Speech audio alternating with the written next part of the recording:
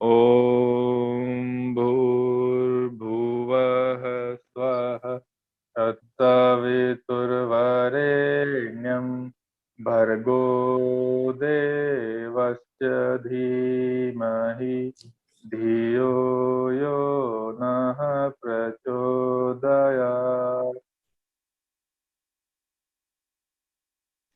ओम मातरं भगवतीं देवीं श्रीरामं च जगद्गुरुं पार्वपद्मे तयो श्रुत्वा प्रणमामि मुहुर्मुहुः। ओम शांति शांति शांति। अध्याय में 13 में क्षेत्र क्षेत्र के विचार है कि क्षेत्र को भी समझो और क्षेत्र को जानता उसको भी समझो। तुम नहीं समझ सकते इस क्षेत्र को, लेकिन क्षेत्र के संपर्क करो, वो जानता है। तो बड़ी खास बात कही, ये किसी ने और बहुत स्पष्ट नहीं किया है गीता के अंदर। क्षेत्र को भी समझो, क्षेत्रज्ञ को भी समझो। नहीं मैं समझ लूंगा मेरा क्षेत्र, तुम नहीं समझ सकते। हम बड़े ज्ञानी हैं, बार बार यही उदाहरण मैं देता हूं कि अभी मैं मस्तिष्क के किस हिस्से पे जोर डालूंगा तो ये शरीर का अमुक अंग चलेगा। सोचना पड़ता है आपको, जानते हो नहीं, लेकिन हो रहा है। क्यों? भीतर एक क्षेत्रज्ञ बैठा है। क्या करने से कौन कैसे होगा? ये कहते हैं कि जैसा आप सोचते हो वैसा शरीर में क्रियाएं होने लगती है। ये बात सच है। तो करा कौन लेता है? आपको जानते, मुझे नहीं मालूम। पाचन का उदाहरण देता हूं। क्या खाया, किसको पचाने के लिए कौन सा रस चाहिए शरीर का, कौन सा एंजाइम चाहिए, बड़े से बड़े पैथोलॉजिस्ट से पूछोगे तो नहीं बता पाएगा। लेकिन वो क्षेत्रज्ञ बैठा है, उसे पता है। आपने चबाना शुरू किया, उसके पास गंध पहुंची, उसने तैयारी कर ली,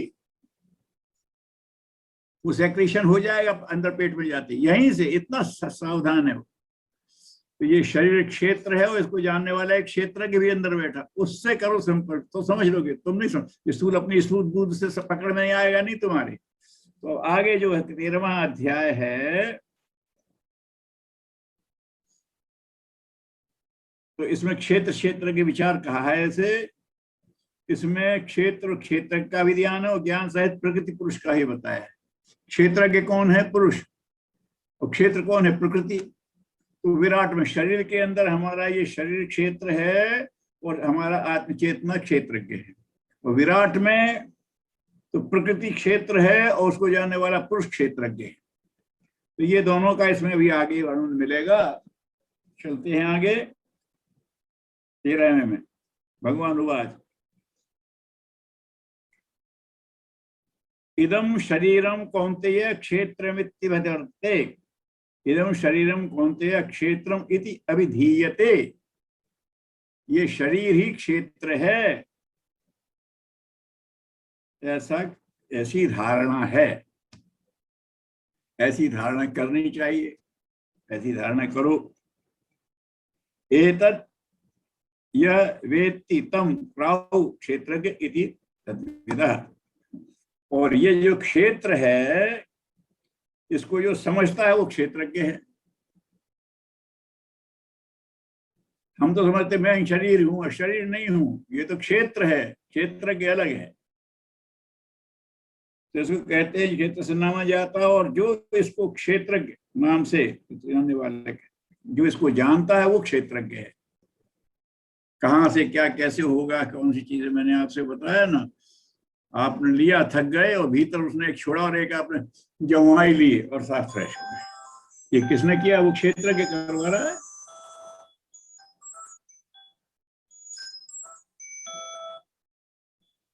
अभी मैं मीटिंग में हूं तो करवा रहा है। तो ये क्षेत्र क्षेत्रज्ञ कहा है। अब आगे इसकी व्याख्या करते हैं दूसरे श्लोक में। क्षेत्रज्ञ अपि माम विद्धि सर्व क्षेत्रेषु भारत क्षेत्र क्षेत्रज्ञो ज्ञानम यत् तत् ज्ञानम तम। ये अर्जुन, सब क्षेत्रों में क्षेत्रज्ञ अर्थात आत्मा, जितने भी क्षेत्र हैं, एक क्षेत्र नहीं, अब तो का शरीर वो क्षेत्र कह दिया, तो जितने भी क्षेत्र हैं अभी शरीर के स्थूल इस दृश्य में सामने में दिखा रहा है, इसमें क्षेत्रज्ञ के रूप में मैं ही बैठा हूं। कौन कह रहा है? कृष्ण कह रहा है, हे अर्जुन क्षेत्रेषु क्षेत्रज्ञम अपि, मुझे ही जान, मम विद्धि, और क्षेत्र क्षेत्रज्ञों,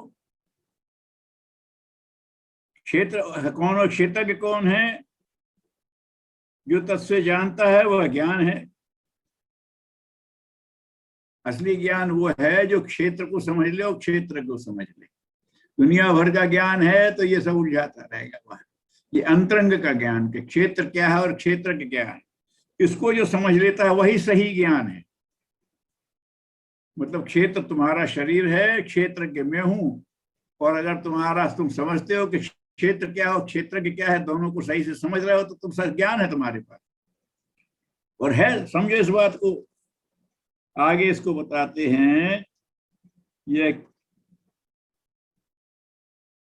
प्रभाव इन दोनों का बताते हैं कि तत्क्षेत्रम यच्च तादृकः च यद विकारः यत् स च यत्, वह क्षेत्र जो और जैसा है, जिन विकारों वाला है, और जिसके कारण जो हुआ है वह क्षेत्र भी, और जो जिस प्रभाव वाला है, संक्षेप में मुझे ही जान।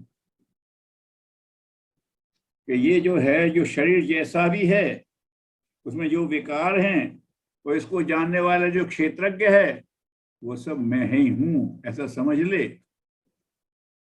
संक्षेप में मुझसे सुन ले अब इसका रहस्य। अब ये बता रहे हैं कि क्षेत्र के रूप में वो कैसे काम कर रहे हैं। ये क्षेत्र और जो यद प्रभाव, वो जिस तरह से प्रभाव करता है, तब समासेन में सुनू, समास माने थोड़े में, संक्षेप में मुझसे सुन ले। क्षेत्र और क्षेत्रज्ञ का जो अंतर है, इसका जो वेद है, इसके जो अनुशासन है, वो समझा रहे हैं। ये ऐसी बात नहीं है, और भी पहले समझाई जा चुकी है। ऋषि भी बहुधा गीतम छंदो भी विविधिक पृथक, ऋषियों ने भी इसके बारे में बताया है, गाया है। गान ही करते हैं, आनंदित होकर बोलते हैं तो गान हो गया, यश गान किया है इसका। और वेद मंत्रों छंदों भी पृथक, अलग अलग तरह से इसको कहा गया है। और हेतु भक्तिम ब्रह्मसूत्र पदई, और ब्रह्मसूत्र मतलब वेदांत, मतलब ज्ञान का जहां सीमा मान ली गई है, जहां अद्वैत कहते हैं, उसमें भी कहा गया है। जिनने सब समझाने की कोशिश की है, किन्ने की है कि ऋषियों ने समझाया है, वेदों ने समझाया है, और वेदांत ने भी समझाया है। उसी को मैं तुम्हें अभी संक्षेप में समझा रहा हूं। अब वो कथन समझाते हैं उसको। हे अर्जुन, क्या है वो समझा रहे हैं, पंच महाभूत हैं।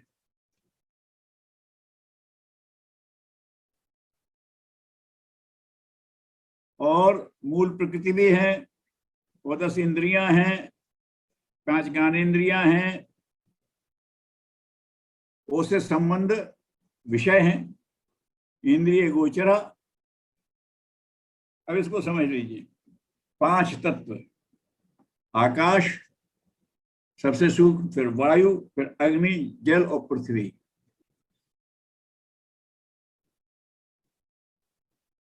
इनकी तन्मात्रा शब्द, स्पर्श, रूप, रस, गंध। आकाश का शब्द, वायु का स्पर्श, अग्नि का रूप, जल का रस और पृथ्वी का गंध। इससे संबंधित हमारी इंद्रियां, ज्ञानेंद्रियां और कर्मेंद्रियां। कान शब्द से जुड़ी हुई है, त्वचा स्पर्श से जुड़ी हुई है, नेत्र दृश्य से जुड़े हुए हैं, जीव रस से जुड़ी हुई है, ठीक है। और घ्राण शक्ति, सूंघने की शक्ति, ये पृथ्वी से जुड़ी हुई है। पृथ्वी में ही गंध है, गंध का है, पृथ्वी तत्व का ही है। तो ये 5 हुई ज्ञानेंद्रियां, और 5 कर्मेंद्रियां। वाणी आकाश से जुड़ी हुई है, शब्द से क्रिएट होता है। हाथ स्पर्श करता है, पाद गति करते हैं, उनका उपस्थ और गुदा मूत्र त्याग और मल त्याग, ये जो है इंद्रियां, ऐसे उन्हें 5 ये पंच महाभूत हैं, उनसे उनकी तन्मात्रा है, उनसे संबंध हमारी इंद्रियां हैं, और शरीर अंतःकरण एक प्रकार की चेतन। इसके बीच में क्या हुआ है, इंद्रियां और 5 इंद्रिय शब्द गंध। ये हमारा शरीर की रचना उन्होंने क्षेत्र का बता दिया, इससे ये बना हुआ है। अब आगे बता देते हैं क्षेत्र में जो विकार हैं, इच्छा, द्वेष, सुख, दुख, संगातः, स्थूल देह में कहीं भी लगेगी, संघात से जो होता है दर्द, वो चेतना, धृति, इन विकार से रति क्षेत्र संक्षेप में कहा गया है। धारण करने की क्षमता मतलब जो है, जो उसको पकड़ लेता है, सविकारम, विकार सहित है ये सब कुछ। जो हमारा क्षेत्र है, इसमें इच्छा है तो एक विकार है, द्वेष है तो विकार है, सुख दुख ये विकार है, सूर्य को संघात से पीड़ा होती है, ये भी विकार है, ये मेरा है इसको पकड़ने की कोशिश होती है, विकार है। इन विकारों के साथ यह क्षेत्र संक्षेप में कहा, ये क्षेत्र है, मतलब ये पांच तत्व, 5 इंद्रियां, पंचभूत, हमारे ज्ञान इंद्रियां, मन इंद्रियां, और ये जो बताया इच्छा, इनमें रहने वाले ये हमारे तत्व, ये सब मिलाकर के इतने को उन्होंने क्षेत्र कहा है। इस क्षेत्र को समझ, फिर देख लीजिए कौन कौन है। पंच महाभूत, अहंकार, बुद्धि और मूल प्रकृति भी, और इस इंद्रियां, मन और 5 ज्ञान इंद्रियां, शब्द उनकी इंद्रिय गोचर माने उनके विषय, इच्छा, द्वेष, सुख दुख, स्थूल देह, पिंड, चेतना, धृति, विकारों सहित यह संक्षेप में क्षेत्र है। अब आगे और इसको समझाते हैं, समय हो गया।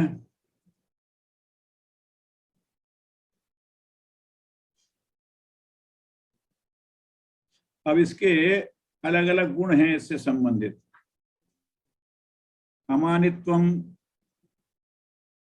अधिवित्वम, अब ये गुण हैं, ये विकार सहित बताया था, इसके साथ उनके इससे संबंधित गुण हैं। श्रेष्ठता के अभिमान का भाव, दंभ के आचरण का मतलब खामखा दिखावा, अहिंसा, हिंसा न करना, शांति, क्षमा भाव, आर्जवम, सहज सरलता, आचार्य उपसेवन, आचार्य गुरु श्रेष्ठ व्यक्तियों का उपसेवन, शौचम, बाहर भीतर की शुद्धि, स्थैर्यम, अंदर की स्थिरता, वो आत्म विनिग्रह, वो शरीर मन इंद्रियों का निग्रह, मतलब जो घर बना लेते हैं उनसे उनको अलग रखना, इनको सबको करना। तो